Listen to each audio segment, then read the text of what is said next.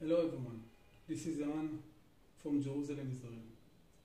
If you think that your life is being stuck and you are standing in the same position for a long time, and you think and you have a feeling in your side, in your heart, in your soul, in your spirit, you feel that this must be an outside energy.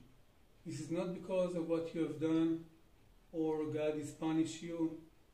This must be from evil eye, from jealousy, from sorcering. Someone hate me and curse me, and this is the only reason that I'm stuck in the same spot for years.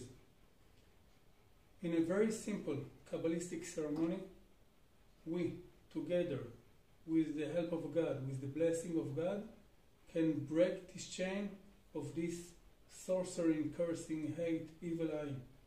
Text me your name and your mother name, and I will tell you what to do to light three candles for Jewish tzaddikim like Moses, Moshe Rabbeinu, King David, David HaMelech, Rabbi Akiva, one of the highest rabbi that we have in the Jewish nation, to read two Psalms, like 2 chapters, very simple, and we are together can break this evil eye, these sorceries.